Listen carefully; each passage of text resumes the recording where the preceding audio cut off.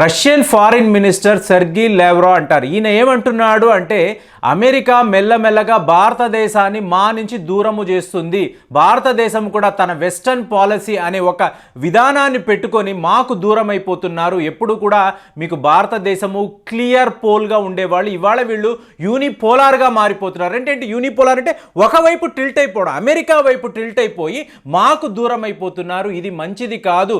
మీరు చైనాతో ఇలాంటి ఒక పరిస్థితి ఏర్పడింది అంటే దానికి ముఖ్య కారణం అమెరికానే. అమెరికాతో కలిసిగట్టుగా మీరు చైనాను వ్యతిరేకిస్తున్నారు, ఇది మంచిది కాదు. అంటే ఏంటి, చైనా మీద మీరు యాంటీ స్టాండ్ అని పెట్టుకోవడం అనేది మంచిది కాదు. వాళ్ళతో మీరు స్నేహపూర్వకంగానే ఉండాలి. ఇవాళ కూడా మేము మీడియేషన్ చేసి చైనాతో మీతో మాట్లాడితే ఈ సమస్య తీరిపోతుంది, కానీ అమెరికా అలాంటి ఒక పరిస్థితి కలగకూడదని చెప్తున్నారు అని అన్నారు. ఇక్కడ మనం ఒక విషయాన్ని గమనించాలి. ఏదో రష్యా చెప్పింది కాబట్టి వాళ్ళ మాటలు వినేసాం, అమెరికా చెప్పింది కాబట్టి వాళ్ళ మాటలు కూడా వినేసాం. అంటే ఏంటి, గంగిరెద్దులాగా తల ఊపడం అనేది భారతదేశం ఇన్నేళ్ల నుంచి చేస్తుంది అనేది నిజం. కానీ ఇప్పుడు అలా లేదండి. మనం సొంతంగా నిర్ణయాలు తీసుకోగలము. అంటే మెరిట్ బేసిస్లో ఎవరితో ఏ పని చేయాలనే ఆ క్లారిటీ అనేది ఇండియాకి ఉంది. సో ఇందులో మాత్రం ఎటువంటి డౌట్ లేదు. ఇవాళ మీరు చూడండి, అమెరికా ఇజ్రాయెల్ యొక్క బద్ధ శత్రువు ఇరాన్. సో ఇరాన్ యొక్క న్యూక్లియర్ ప్రోగ్రామ్ అనేది ముందుకు వెళ్ళకూడదు. వాళ్ళ టాప్ న్యూక్లియర్ సైంటిస్టులు కొత్తగా ఎటువంటి పరీక్షలు ప్రయోగాలు చేయకూడదని వాళ్ళు ఒకళ్ళ తర్వాత ఒకళ్ళని వాళ్ళు లేపేస్తున్నారు. ఈ విధంగా మీకు ఇరాన్కి అమెరికాకు ఇజ్రాయెల్కు మధ్య ఒక యుద్ధం వచ్చే పరిస్థితి కూడా ఉంది. అంటే ఏంటి, అమెరికా ఇజ్రాయెల్ యొక్క బద్ధ శత్రువు ఇరాన్ అన్నప్పుడు ఇవాళ భారతదేశం ఏం చేస్తుందో చూడండి.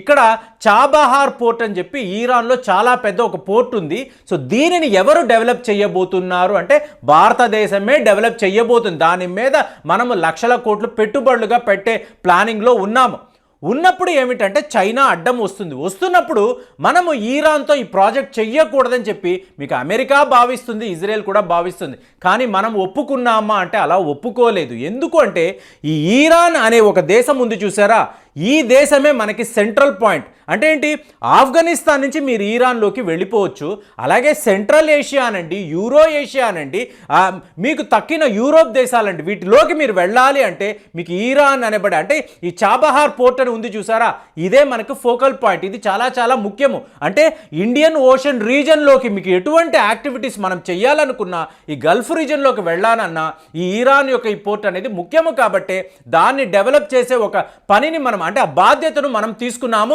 ఇవాళ కూడా దానికి కట్టుబడే ఉన్నాం. మరి అమెరికా ఇజ్రాయెల్ మనం వ్యతిరేకించవచ్చు, కానీ మనం వింటున్నామంటే లేదు, ఇరాన్ అనేది మాకు చాలా ముఖ్యము, ఈ పోర్ట్ మేము డెవలప్ చేసే తీరుతామని చెప్తాం. ఇప్పుడు మీరు చూడండి, డిసెంబర్ 11న మీకు ఈ భారతదేశ ప్రధానమంత్రి నరేంద్ర మోదీ అలాగే ఉజ్బెకిస్తాన్ అనేది ఇరాన్ యొక్క బార్డర్లో ఉంటుంది. సో దీని ప్రెసిడెంట్ షావ్కత్ మిర్జియోయేవ్ అని అంటారు. ఈ షావ్కత్తో మోదీ గారు మాట్లాడుతున్నారు. ఏమంటున్నారు అంటే, మీరు ఆఫ్ఘనిస్తాన్కు ఒక రైల్వే ట్రాక్ వేశారు, అలాగే ఇరాన్ యొక్క రైల్వే నెట్వర్క్ను కూడా కలుపుతున్నారు. ఇది చాలా చాలా మంచి విషయం.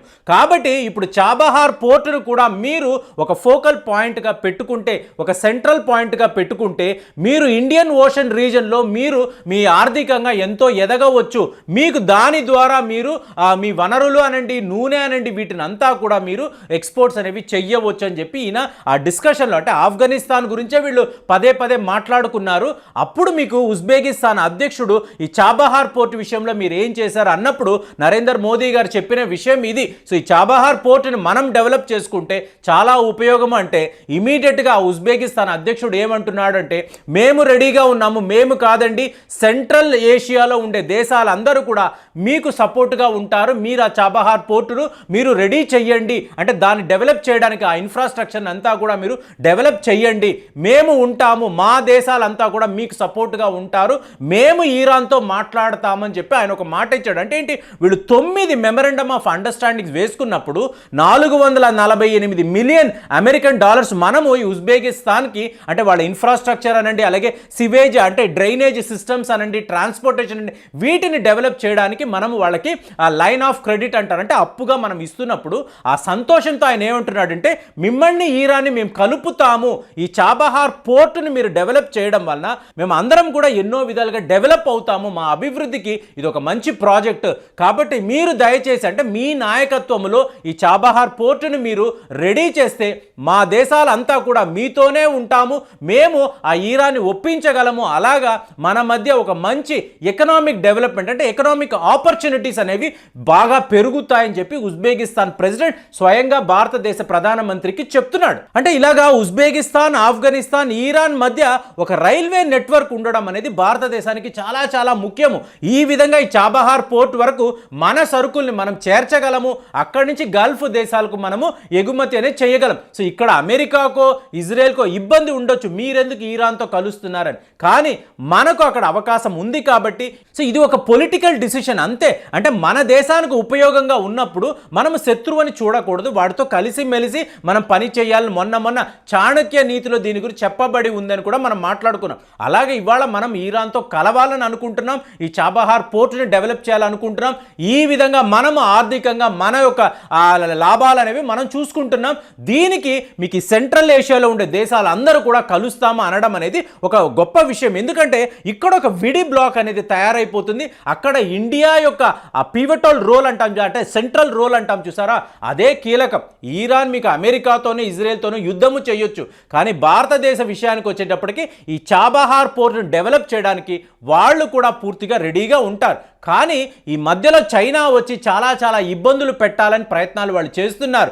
400 బిలియన్ అమెరికన్ డాలర్స్ మేము ఈరాన్లో పెట్టుబడిగా పెడుతున్నామని కూడా వాళ్ళు చెప్తున్నారు. కానీ ఇదంతా కూడా మనం ఎలా తిప్పికొట్టగలము అంటే ఈ సెంట్రల్ ఏషియాలో ఉండే దేశాలంతా కూడా మనతో కలుపుకోవడం వలన, ఆఫ్ఘనిస్తాన్ అయితే ఆల్రెడీ మన మిత్ర దేశం కాబట్టి వాళ్ళు కూడా ఆ ఈరాన్కి చెప్పగలరు ఇలా చాబహార్ పోర్ట్ని డెవలప్ చేద్దామని. సో ఇన్ని దేశాలు కలిసేటప్పటికి మనం ఈరాన్లో ఆ పోర్ట్ అనేది తయారు చేయగలము.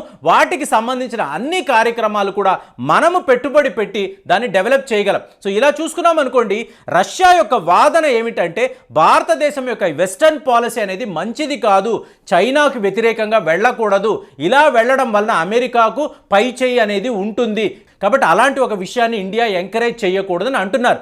మనకు రష్యా ఎంత ముఖ్యమో, అమెరికా ఎంత ముఖ్యమో, ఇజ్రాయెల్ అంతే ముఖ్యమో, ఈరాన్ కూడా ఇవాళ ముఖ్యమో అనేది మనం గమనించాలి. ఎందుకు అంటే మనకు ఎక్కడ పని అవుతుంది, మనకు ఎక్కడ ఉపయోగం ఉంటుంది, ఎక్కడ దేశ భవిష్యత్తుకు మీకు మంచి అవకాశాలు ఉంటాయో అంటే ఎకనామిక్ ఆపర్చునిటీస్ ఎక్కువ ఉంటాయో అక్కడ మనం పెట్టుబడులు పెడతాము, మన ప్రాజెక్టులు డెవలప్ చేసుకుంటాం. అంతేగాని అమెరికా చెప్పిందని చెప్పి ఈరాన్తో వెళ్లకుండా ఉండము, రష్యా చెప్పింది కదా అని చెప్పి చైనాతో కలిసిపోయి వాళ్ళు చేస్తున్న ఈ దురాక్రమణ అంతా కూడా మనం ఒప్పుకోం. ఎక్కడ ఏ అవసరం ఉందో అదే చేస్తాం. ఫేవరెటిజం అనేది ఇండియా దగ్గర ఉండదు అని చెప్పి రష్యా ఫారిన్ మినిస్టర్ అర్థం చేసుకోవాలి. ఇలాగా మనం ఏంటంటే ఎవరు ఏం చెప్పినా కూడా వినకూడదు, మనకి ఏది అవసరమో అదే చెయ్యాలి. సో అలాంటి ఒక పొజిషన్లోనే ఇండియా ఇవాళ ఉంది. మనం రష్యాని మిత్రదేశంగానే చూస్తాం, అమెరికాను మిత్రదేశంగానే చూస్తాము.